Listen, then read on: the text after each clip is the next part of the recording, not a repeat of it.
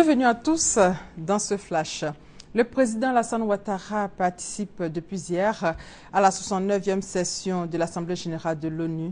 Les pistes évoquées par le chef de l'État sont entre autres une éducation adéquate, des mesures et des lois idoines pour un bon dividende démographique. On fait le point avec Jérôme Kofi Aboulin.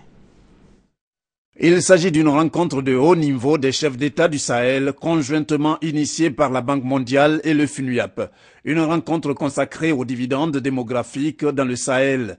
Le président Alassane Ouattara, invité à y prendre part, a, dans son intervention, évoqué la question, tout en insistant sur la gratuité de l'école à rendre obligatoire en Côte d'Ivoire dès l'âge de 6 jusqu'à 16 ans. Comme prévu dans son programme de gouvernement. Nous avons décidé que dès l'année prochaine, l'école deviendra obligatoire, à partir de 6 ans, et si possible gratuite jusqu'à l'âge de 16 ans.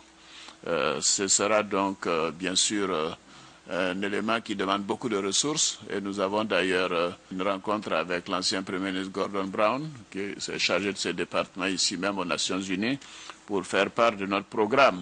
Et tout ce que cela demande comme salle de classe, équipement, etc. pour la Côte d'Ivoire. Donc je voudrais insister sur le fait que la santé de la jeune fille, l'éducation de la jeune fille sont au cœur en fait de ce processus. Si la jeune fille est éduquée, si la jeune fille est en bonne santé, si la jeune fille sait comment se protéger, ceci nous amènera donc à avoir des meilleurs résultats en matière de dividendes démographiques. On entend par dividende démographique la croissance économique résultant de l'évolution de la pyramide des âges d'un pays. Il survient lorsque la baisse du taux de natalité entraîne des changements dans la distribution par âge d'une population, ce qui signifie que moins d'investissements sont nécessaires pour répondre aux besoins des groupes les plus jeunes et que les adultes sont relativement plus nombreux dans la population. Un phénomène qui, comme on le voit, crée une opportunité de croissance économique. Et sur place à New York, le président Alassane Ouattara multiplie les rencontres en marge de cette 69e session de l'Assemblée générale des Nations Unies sur le dividende démographique.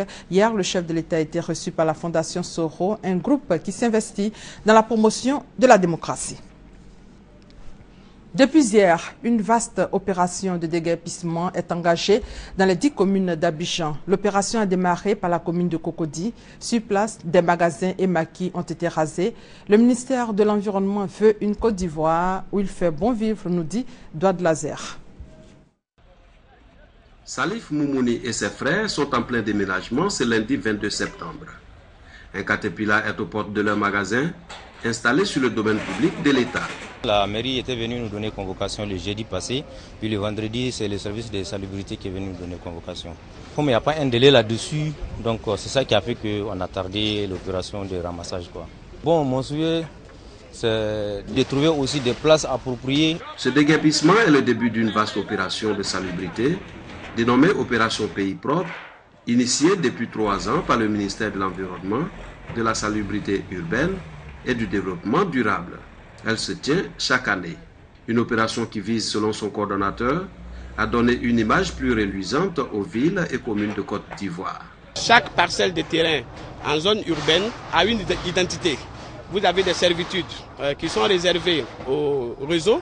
Vous avez la voirie et les trottoirs aux piétons et aux véhicules.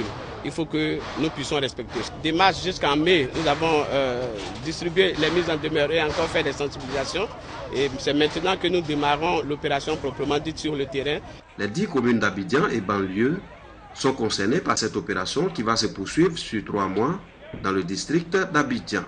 Déjà dans la commune de Yopougon, les mises en demeure sont distribuées aux propriétaires des magasins et aux commerçants illégalement installés sur les trottoirs et les canalisations réservées aux eaux de ruissellement. Plus de 20 000 personnes seront infectées par Ebola début novembre si rien n'est fait pour renforcer les mesures de contrôle de l'épidémie en Afrique de l'Ouest, a averti mardi l'OMS. Et sur le sujet, la France et l'Allemagne ont pris la décision de mettre en place un pont aérien dans les pays africains touchés par l'épidémie mortelle de fièvre Ebola. Paris et Berlin prévoient d'installer donc leur base dans la capitale sénégalaise, Dakar, d'où partira l'aide pour les pays touchés par l'épidémie décrétée menace pour la paix et la sécurité internationale par l'ONU. Et en Arabie Saoudite, face à la menace du virus Ebola, les autorités saoudiennes déjà confrontées au coronavirus sont plus que jamais sur le pied de guerre. Des moyens de prévention exceptionnels sont déployés à l'aéroport international de Jeddah. Près de 4 millions de pèlerins sont attendus à la Mecque pour y effectuer du 4 au 10 octobre le Hajj, 5e pilier de l'islam. Un ressortissant français a été enlevé dimanche en Algérie par un groupe lié aux djihadistes de l'organisation État islamique qui menace de l'exécuter d'ici la fin de la journée si la France ne cesse pas ses frappes en Irak. Et c'est la fin de ce flash. L'actualité revient à 13 h. Merci de votre fidélité.